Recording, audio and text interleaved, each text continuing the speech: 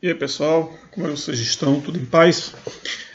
Na aula de hoje nós vamos ver a parte teórica de corrente elétrica, né, que é o nosso novo assunto aí. Então assim, hoje o que torna possível a nossa aula aqui online é a questão da corrente elétrica, da eletricidade, né? Imagine aí o mundo hoje, com tudo que nós estamos vivendo, sem a possibilidade, sem a energia elétrica, sem a eletricidade, mas sem a corrente elétrica. Então assim, tudo que a eletricidade proporciona, nos proporciona, tudo que a gente vê sobre a eletricidade está baseado no movimento ordenado das cargas elétricas. Ou seja, essa carga ela vai ser levada de um ponto para outro, de um canto para outro. As operadoras, as distribuidoras de energia, por exemplo, elas vão ter aí as linhas de média e baixa tensão, redes primárias, secundárias, né, que também é chamada. A gente com essas linhas de média e baixa tensão são essas redes aí que nós encontramos na rua, nas ruas, nos postes das cidades, né? Então assim, essas linhas aí de média tensão tem uma DDP, que significa diferença de potencial elétrico, que varia entre 2.300 volts, né, que é uma baixa tensão, uma média tensão meio que chega a 44 mil volts. Então, normalmente, são compostos aí por 3 fios condutores aéreos, sustentados e cruzados de madeira nos postes, né? As madeiras lá em cima, pode ser de concreto também. Já as linhas de baixa tensão, lembrando, perdão, nós estamos falando de linhas de média tensão. Média tensão varia de 2.300 a 44 e de baixa tensão ela varia de 110 a 220 a 440 volts. Aqui na nossa região nós vamos ter a de baixa tensão, que é de 220 volts, certo? Já os lugares maiores, como São Salvador, Feira, outros lugares, cidades grandes aí, não sei o caso de Feira, mas cidades grandes, principalmente nas capitais aí, a rede de baixa tensão é de 110 volts. Nós vamos ter a bifásica, trifásica, questões aí que vai aumentando a voltagem, vai mudando de acordo com a região, com o local e com a necessidade de cada cidade. Então assim, é por meio dessas redes de baixa tensão que as residências e os pequenos comércios recebem energia elétrica, não é? Então nós vamos ver um pouquinho dessas características aí da energia elétrica, desses sistemas de energia elétrica, de corrente elétrica contínua, não é isso? Principalmente contínua ou alternada, em alguns casos nós vamos ver também, que está presente aí no nosso dia a dia, e é o que nós vamos ver a partir de agora. Tem um exemplo aí de corrente contínua, de corrente elétrica, está na bateria de um carro, por exemplo. Não é? Nós temos aqui, se vocês analisarem aqui embaixo, nós vamos ter aqui o polo positivo, tá vendo? Polo positivo, e aqui, que é no caso de A, VA, a voltagem de A, e aqui no polo B, né, a voltagem de B, que é negativo, tá vendo? Então aqui positivo, negativo. Entre os polos A e B, tá vendo? Existe o que? A diferença de potencial, que é a DDP, entre um ponto e outro. Por exemplo, outro exemplo que a gente pode ver a DDP entre uma tomada e uma lâmpada, né, na casa de vocês, é a DDP, entre dois pontos, certo? Nós vamos ter uma diferença de potencial nesses pontos aí, certo? O polo positivo, no caso da bateria aqui, ele é de maior potencial, tá vendo? E o polo negativo é de menor potencial. Então sempre isso, como regra geral, a gente vai ter o positivo é maior potencial e o negativo de menor potencial, ok? Então assim, a corrente elétrica é o nome que se dá ao fluxo ordenado de elétrons livres de um condutor, quando entre as extremidades desse condutor é estabelecida uma diferença de potencial elétrico. Ou seja, os elétrons eles estão circulando livremente, de forma desordenada, né? Tá bonitinho aí e tal, mas quando a gente fala que a DDP é quando esse fluxo ele é ordenado. Mas a gente diz o seguinte, a gente vai ver mais adiante em outro conteúdo que esses elétrons eles ficam pode se mover de forma desordenada também, certo? Nós vamos ver corrente alternada, corrente contínua. Aqui nesse caso uma corrente é contínua, ele está ordenado, tudo bonitinho, tudo seguindo o seu trajeto aí bonitinho. Então o que acontece? Se vocês analisarem aqui, tá vendo? Na imagem está mostrando que tem um fluxo ordenado de elétrons nesse sistema. Então aqui, entre um ponto, tá vendo? Entre aqui, ó, a pilha, tá vendo? Esse ponto aqui e a lâmpada, por exemplo, nós vamos calcular o que? A DDP, tá vendo? A DDP ele está dentro da parede desse fio, dentro da parte de cobre aí do fio, vamos dizer assim, que nós vamos analisar a diferença de potencial entre esse ponto e esse aqui, D1 do condutor. Então vamos pegar aqui esse condutorzinho aqui, ó, entre suas extremidades aqui, a gente pode encontrar também a DDP desse material, ok? Então, corrente elétrica é o nome que se dá ao fluxo livre de elétrons ordenado de um condutor. Para a gente analisar a questão da corrente elétrica, ainda dentro do que nós vimos no instante, é o seguinte. A corrente elétrica ela tem a sua intensidade, tá vendo? Essa intensidade média aqui, M, intensidade média, que pode ser representado, que é igual a I mesmo. Então, I vai ser, a intensidade da corrente elétrica ela vai ser medida em amperes, ou corrente elétrica vai ser medida sempre em amperes, certo? E aí nós vamos utilizar, gente, ó, só para relembrar, normalmente o amperes ele é medido em miliamperes, que é uma subdivisão, lembra lá do micro, nano, pico. Então nós vamos ter também essa subdivisão aqui na amperagem, né, na corrente elétrica, que nós vamos estudar a partir de agora. Nesse material aí, nenhum condutor elétrico. Podemos ver aqui, ó, nos dois exemplos, que nós temos aí o movimento ordenado, tá vendo?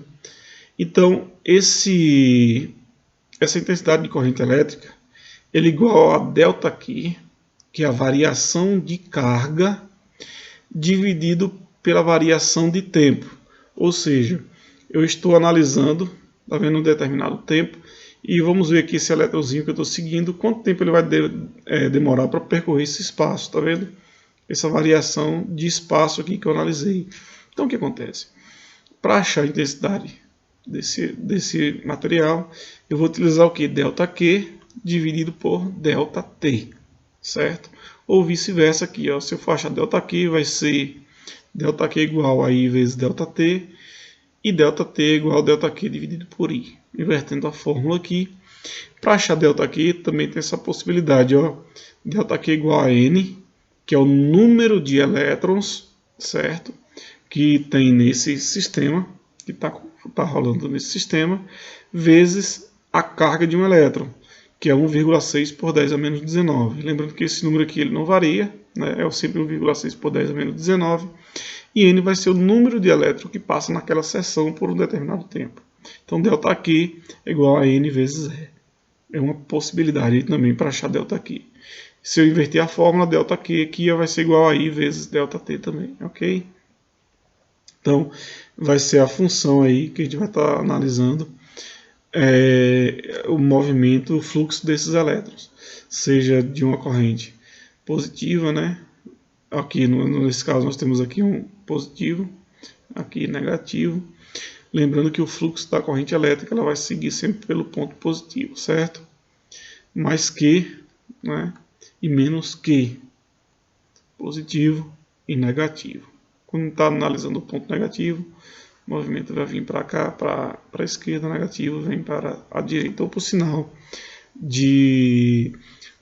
para onde está fluindo aquela corrente. Poderia estar invertido aí no meu processo, ok? Lembrando só aqui que um coulomb, tá vendo? Um coulomb é a carga elétrica que atravessa durante um segundo. Então, ó, um coulomb, que nós já vimos aí, o coulomb você já sabe o que é. É a carga elétrica que atravessa durante um segundo uma seção transversal de um condutor pelo qual flui uma corrente elétrica de intensidade de 1 amperes. Ou seja, nós temos um coulomb, um segundo e 1 ampere. Tá vendo? Então, O Coulomb é a carga elétrica que atravessa. Vamos supor que esse exemplo, pega esse bichinho aqui, vamos supor que é essa carga aqui, ó. Então o que acontece? Ele demorou 1 segundo para atravessar isso daqui, então um Coulomb, certo? Então durante 1 segundo a seção transversal, ou seja, de um ponto até outro desse campo que eu estou analisando, desse campo elétrico, certo? Se a gente for ver mais adiante que a intensidade e sentido desse campo elétrico ele vai ser também igual ao campo magnético gerado por ele, mas é um assunto que nós vamos analisar e estudar mais adiante, ok? Então vamos ver aí que o sentido da corrente elétrica é igual ao sentido do campo no seu interior do condutor, do campo elétrico no interior desse condutor. Ou seja, nós temos aqui ó, o sentido convencional da corrente, tá vendo? Convencional, seguindo aqui pelo lado positivo, tá vendo?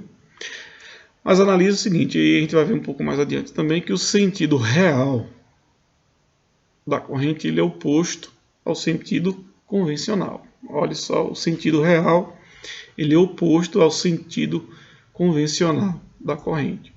A gente fala sempre que a intensidade da corrente elétrica ele vai fluir sempre do positivo para o negativo, no sentido convencional, já no sentido real, ele vai seguir do negativo para o positivo, certo? O oposto. Em um circuito elétrico, o circuito elétrico, na realidade, ele é um conjunto de aparelhos que se liga na corrente elétrica. Por exemplo, na casa de vocês, ela tem um circuito elétrico, não é isso? Que tem tomadas, que vai ter geladeira ligado, vai ter televisão, vai ter computador, celulares aí em um certo momento, receptores de TV, ar-condicionado, ventilador, várias coisas vai estar fazendo parte daquele circuito, desse circuito elétrico, certo? Então, dentro de um circuito elétrico, a gente vai levar em consideração que a DDP, né, que é a corrente elétrica dentro desse sistema, e nós vamos levar em consideração também a quantidade de equipamento que vai ter ligado. Por exemplo, o disjuntor. Vamos supor que essa chavezinha aqui, ó, ela seja um disjuntor. E esse disjuntor ele tem que ter uma capacidade suficiente para aguentar todos os aparelhos que estejam ligados nesse circuito elétrico, certo? Então, por exemplo, se eu botei aqui ó, um disjuntor de 10 amperes lá no meu relógio, no contador. O que acontece? Quando eu tiver ligado vários equipamentos, principalmente se ligar chuveiro que consome energia elétrica maior, ferro elétrico, por exemplo, ao mesmo tempo, o que acontece? Esse disjuntor vai desativar. Em algumas casas isso é comum de acontecer quando liga o chuveiro desligar. Se tiver outros equipamentos funcionando naquele momento, vai desligar o disjuntor, vai desarmar. É uma medida de segurança para não queimar todo o sistema elétrico da casa, certo? Então, tem que levar em consideração, quando vai se fazer uma casa, tudo que vai ter naquele circuito, certo? Vai ter normalmente um disjuntor principal, né, que vai comandar todo o circuito da casa, e hoje é bem comum e deve ser feito, vai ter uma caixa de disjuntores que vai distribuir essa rede. Por exemplo, vai ter uma rede para chuveiro, por exemplo, uma rede para tomada, uma rede para lâmpada, e assim por diante, ou divide por cômodos, né? Normalmente é feita essas divisões, justamente para não sobrecarregar o disjuntor principal. Se houver um curto, por exemplo, ou precisar desligar só uma parte da casa, se desliga aquela parte e o restante continua funcionando normalmente. Então, o circuito elétrico é o conjunto de aparelhos com os quais se pretende estabelecer uma corrente elétrica, como nós estamos vendo na imagem, né? Então, o gerador elétrico é a parte interna do circuito. Os demais aparelhos constituem a parte externa do circuito. Nesse caso, o disjuntor lá fora, o padrão, a energia elétrica está chegando, então aquilo ali é a parte interna. Os demais aparelhos que estão sendo utilizados é a parte externa desse circuito. Para medir a corrente elétrica, né, é utilizado esse aparelhozinho aqui, ó, que é chamado de amperímetro. Tem vários modelos diferentes, esse aqui é o modelo mais usual, mais comum, né, que é chamado de amperímetro. Esse amperímetro é que ele vai medir a corrente elétrica e a amperagem de cada sistema, certo? pode ser um pequeno circuito de um celular, né, um aparelho celular ou qualquer outro circuito que você esteja analisando, ele vai ter sempre uma amperagem específica para aquele material, certo? Por exemplo, nesse circuito aqui, ó, olha só, nós temos aqui 1, 2, 3 amperímetros, tá vendo? Esse amperímetro vai estar analisando em cada um desses pontos qual vai ser a amperagem desse sistema, né? Já aqui, ó, nessa imagem B aqui, nessa outra imagem, nós temos um nó, tá vendo? A energia vem, chega aqui, ela é dividida, tá vendo? Nesse caso aqui nós temos uma lâmpada e essa medida aqui de amperagem, ela poderia alterar de acordo com a lâmpada que foi colocada aqui, ó. Se essa aqui for mais forte ou essa for mais fraca, tiver uma potência diferente uma da outra, nós vamos ter uma diferença também nessa amperagem aí, certo? Então, nesse caso aqui, ó, nós temos só uma lâmpada. Nesse caso aqui nós temos 3. Com certeza vai dar, o medidor ele vai dar diferente um do outro. Aqui a gente chama a lei dos nós, né? A lei da física conhecida como lei dos nós. Em um nó, a soma das intensidades da corrente elétrica que chega é igual à soma das intensidades de corrente elétrica que sai. Mesmo dando nó, ou seja, a quantidade de energia elétrica, tá vendo? Que sai vai ser igual a que chega aqui no sistema, certo? Nos dois casos. A passagem de corrente elétrica através de condutores, né? De qualquer condutor elétrico, ele tem vários efeitos diferentes. Nós vamos estudar e analisar 4 tipos, que são os principais, né? Os principais efeitos da corrente elétrica. O primeiro deles é o fisiológico. Depois nós temos o térmico, que é Joule, né? O que aquece, que tem a ver com aquecimento. Nós vamos ter o químico e o magnético. Então, assim, o efeito fisiológico corresponde à passagem de corrente elétrica por organismos vivos. A corrente elétrica age diretamente no sistema nervoso, provocando contrações musculares. Quando isso ocorre, dizemos que houve um choque elétrico. O choque elétrico é o quê? A energia elétrica passando por nosso corpo, para ser neutralizada na Terra, no solo. Como falei para vocês, a Terra é um campo elétrico gigantesco e ela é capaz de neutralizar qualquer outra fonte de energia, qualquer outra energia. Então, quando a energia entra um choque, essa energia atravessa o nosso corpo e aí contrai músculo e é perigoso, inclusive se passar por muito tempo, pode contrair o coração, o nosso maior músculo, e a gente pode ter sequelas, podendo levar até a morte, por causa dessa corrente elétrica que atravessa o nosso corpo e que fez a contração nos nossos músculos. Outro efeito bem conhecido é o que a gente chama de efeito térmico ou também efeito Joule. Ele é causado pelo choque de elétrons livres contra os átomos dos condutores.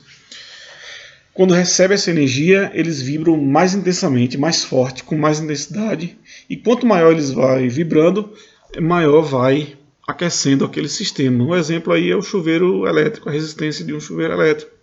Quando ele é ligado, o que acontece? Esses átomos eles vão vibrar mais, com mais intensidade e cada vez mais rápido. E isso vai fazer com que aquela resistência ela se aqueça e aí vai esquentar a água que vai estar passando por ela, certo? Então nós vimos aí o efeito fisiológico e o efeito térmico até agora. O outro efeito que eu falei para vocês é o químico. Corresponde a determinadas reações químicas que ocorrem quando a corrente elétrica atravessa a solução eletrólicas. Por exemplo, na indústria é muito utilizado na aplicação de alguns metais, como níquel, niquelação, cromação, prateação e assim por diante. Algumas pinturas eletrostáticas também é utilizado esse fenômeno químico, esse efeito químico. Ou seja, eles pegam o material, por exemplo, na caso da niquelação, cromação, pega aquele material, é banhado com a substância, e quando coloca nessa substância eletrolítica, vai estar eletrizada aquela substância, a reação química causada pelo fenômeno elétrico vai fazer com que aquela tinta, aquele material se grude na realidade. Em pinturas aí hoje mais avançadas de alguns carros aí mais esportivos, mais caros aí, eles jogam a pintura a pó ele gruda por um processo magnético, ele gruda naquele material, e quando ele passa depois por um processo de aumento de temperatura, ela une ao metal. Também é um efeito químico, né? E magnético também ao mesmo tempo. Então, assim, esse efeito químico normalmente é usado na liqueração, cromação e prateação de alguns materiais. Já o efeito magnético, ele vai acontecer aqui. Deixa eu ver aqui, vamos ver. Então, era para fazer um movimento aqui, mas não está fazendo essa imagem. Então, o que acontece? Quando essa bússola ela aproxima desse campo elétrico aqui, né, quando ela vem para cá, o que acontece? Ela vai mudar de direção. Por quê? Porque a gente sabe que a bússola está sempre apontando para um campo magnético da Terra, mas quando ele vai chegar de um campo magnético que está mais próximo da bússola, ela vai mudar, apontar. Sono pegou. Ele vai mudar para esse campo elétrico mais próximo, vai atrair a ponta dessa bússola, certo? Então a gente chama de efeito magnético. Ela vai acontecer numa região próxima aí de um campo magnético, de uma corrente elétrica. Toda a corrente elétrica ela vai ter um campo magnético, por isso que a bússola ela vai ser atraída por esse campo magnético, certo? A energia elétrica ela também tem uma potência, né? Energia e potência elétrica. Ou seja, entre o ponto A e B, vamos lembrar lá da bateria, tá vendo? VA e VB, vamos supor que for a bateria. Essa DDP entre os pontos A e B, a gente também chama de U, tá vendo? U, que é a corrente elétrica, no nosso caso aqui 220 volts, também vai ser a DDP entre esses pontos, ok? E aí, nós vamos ver que a energia, tá vendo? Elétrica, fluindo aqui ó, do positivo também, tá vendo? Foi interligada a chave e quando é interligada essa luz acende. Se eu desligar isso aqui, ó, vai fazer o que? Vai interromper a passagem de energia, né, de um ponto para o outro. E aí vai apagar a luz. Não vai ter a corrente não vai seguir seu fluxo normal. Nós não vamos ter uma DDP nesses pontos aí. Por quê? Porque ela foi cortada. Certo? Negativamente vai ter, tá vendo? Porque continua ligando a parte negativa, porém a parte positiva ela vai ser interrompida. A potência elétrica ela é medida em watts, não é isso? E vai depender de cada material e está diretamente relacionado com a intensidade de corrente elétrica desse material. Por exemplo, nós temos aqui um sistema de 220 volts, né? E aqui nós temos uma lâmpada de 60 watts e outra lâmpada de 100 watts. Analise o seguinte, essa questão da potência, no caso da lâmpada, ele vai estar diretamente relacionado com luminosidade. E aí a gente vai lembrar aí lá do segundo ano, né, que a intensidade luminosa é chamada de candela. Então nós vamos analisar aqui que quando a lâmpada é de 60 watts, ela vai clarear menos. Quando é de 100, ela vai clarear mais, ela vai estar mais intenso. Por quê? Porque a relação de potência e voltagem, a amperagem vai mudar aí nessa lâmpada. A alergia atacou um pouquinho agora, mas nós vamos ver que tem sempre essa relação aqui, tá vendo? Então vai ter relação com a luminosidade. Se eu colocar esse sistema em série, o que vai acontecer? Cada vez essa energia, essa intensidade vai ser distribuída entre essas três lâmpadas e ela vai ficar mais fraca. Tá vendo? Se eu botar em uma ligação paralela, ela vai ser mais forte, vai ser toda na sua intensidade real. Porém, se eu botar em série, essa DDP ela vai ser dividida entre esse material e aí vai ficar mais fraca as luzes, como a gente vai poder ver aí quando tudo isso passar, a gente voltar para a sala de aula. Nós temos um experimento aí que a gente pode ver isso de forma mais concreta, ok? Então, assim, na próxima aula aí nós vamos ver um pouquinho mais sobre esse conteúdo, aprofundar mais nesse conteúdo, ver alguns cálculos, alguns exercícios aí referente a esse assunto, ok? Então, assim, se tiverem alguma dúvida, podem perguntar lá no grupo, que eu vou estar tirando as dúvidas de vocês, tá bem? Então, até a próxima aí, pessoal.